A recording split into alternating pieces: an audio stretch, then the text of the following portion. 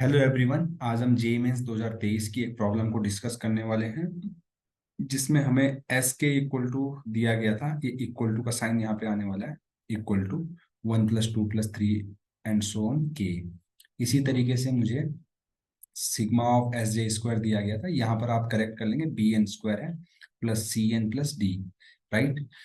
तो मुझे यहाँ पर A plus B plus C D जो है वो नेचुरल नंबर थे और इनके ऊपर मुझे कुछ कंडीशन को बताना था, राइट। यहाँ पे कुछ ऑप्शन दिए गए थे, वो कंडीशंस मुझे बतानी थी, राइट। अब ध्यान से देखिएगा, अगर हम ए बी सी डी की वैल्यू को आराम से फाइंड कर लेते हैं तो कोई भी जो भी ऑप्शन दिया गया था उसको हम आराम से फाइंड कर सकते हैं। तो मेन फंडा यहाँ पर यही है कि हमें ए बी सी डी को फाइंड करना है, देन अकॉर्डिंगली ऑप्शन के अकॉर्डिंग हम आंसर कर सकते हैं।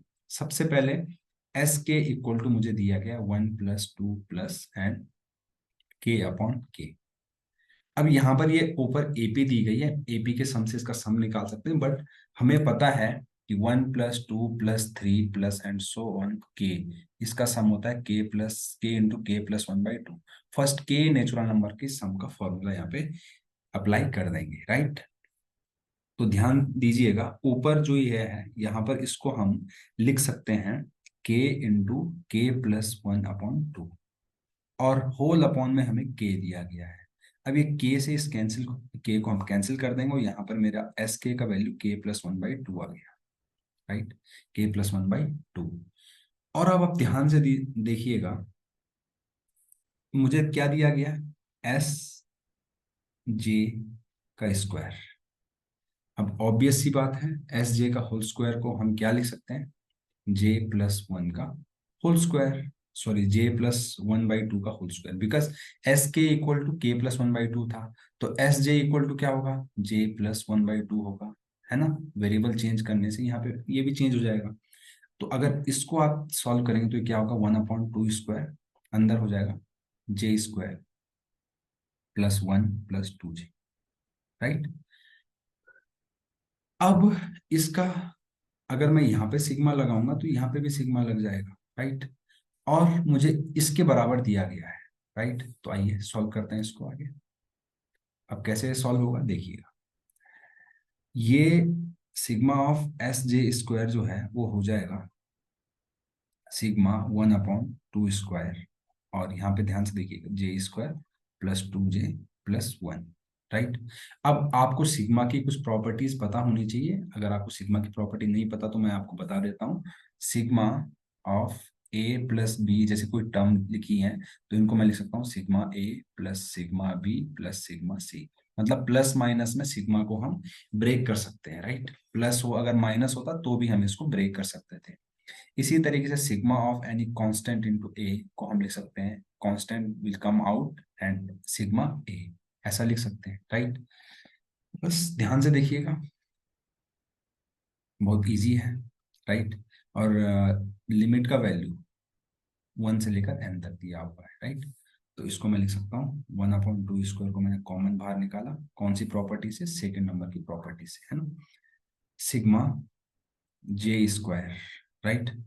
अच्छा, इसको भी मैं ब्रेक कर सकता हूँ फर्स्ट फर्स्ट से, क्योंकि ये तीनों सम में लिखे गए हैं, राइट। तो sigma 2J plus sigma 1, right, ऐसा मैंने ब्रेक कर दिया। अब ध्यान से देखिएगा, जे स्क्वायर, जे की वैल्यू 1 से लेकर n तक है, यहाँ पर जे की वैल्यू 1 से लेकर n तक है, यहाँ पे जे की वैल्यू 1 से लेकर n तक है। इसका मतलब क्या हुआ, इसका मतलब ये हुआ कि ये है 1/2 स्क्वायर और ये है sum of first N natural sum of, right. अब हमारे क्या करेंगे, अब हम इसको फर्दर कैसे सॉल्व करेंगे, ध्यान से देखिएगा। यहाँ पर ये हो जाएगा 1 का स्क्वायर प्लस 2 का स्क्वायर प्लस 3 का square and so on, last में जे का स्क्वायर। और यहाँ पर मैं 2 को पहले बाहर निकाल लूंगा, बिकॉज 2 इज द कॉन्स्टेंट। 2 को बाहर निकाला और अंदर में क्या लिख सकता हूँ, सिग्मा ऑफ जे, मतलब जे की वैल्यू 1 रखा, फिर 2 रखा, फिर 3 रखा। हम डायरेक्टली भी यहाँ पे फॉर्मूला अप्लाई कर सकते थे, राइट। और कहाँ तक जाएगा, ये जे तक जाएगा। इसी तरीके से यहाँ पे 1 है, ये कितनी बार 1 से लेकर n तक 1 1 1 ऐड करते रहेंगे, तो 1 + 1 + 1 कब तक, n टाइम्स। यहाँ पे एक यहाँ पे एक गड़बड़ी हमने कर दी, जे की वैल्यू n यहाँ पे हम लिखेंगे, और यहाँ पर भी क्या होगा, ये n² होगा, राइट। ध्यान से देखते जाइएगा, इट इज 1/2², राइट। और यहाँ पर देखिए 1 से लेकर n तक नेचुरल नंबर का जो स्क्वायर का सम है वो क्या होता है, वो क्या होता है n n + 1, 2n + 1/6, राइट। आगे देखिए, यहाँ पर 1 से लेकर n तक का जो सम होता है उसका डायरेक्ट फॉर्मूला होता है n × n + 1/2। इसी तरीके से ये 1 को आप n टाइम्स ऐड करोगे तो n हो जाएगा, 2 से 2 कैंसिल हम कर देंगे यहाँ पे, राइट।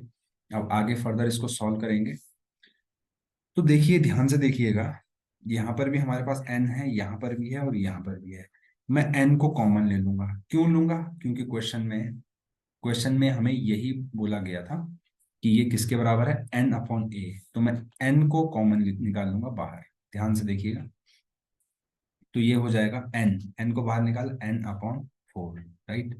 यहाँ पे बचा n + 1, यहाँ पे 2n + 1/6, और ध्यान से देखिएगा यहाँ पर ये हो जाएगा n + 1, और यहाँ पर इसकी जगह पर भी 1 हो जाएगा, राइट।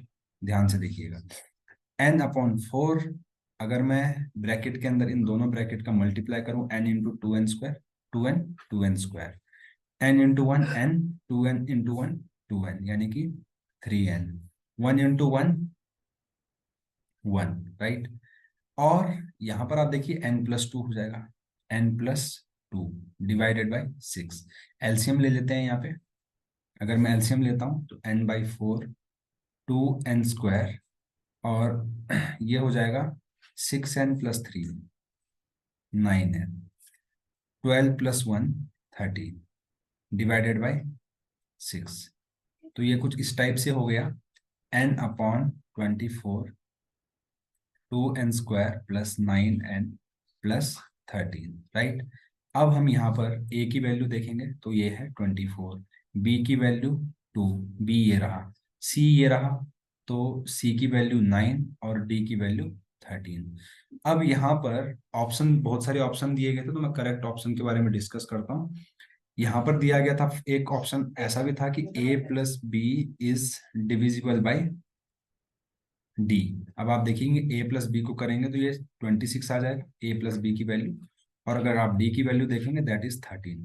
तो आप देख सकते हैं जो 26 है वो 13 से डिविजिबल है, तो इसलिए हमारा ऑप्शन ए यहाँ पर था क्वेश्चन में। तो जो भी ऑप्शन ऐसा रहा होगा तो ये वाला ऑप्शन हमारा करेक्ट हो जाएगा।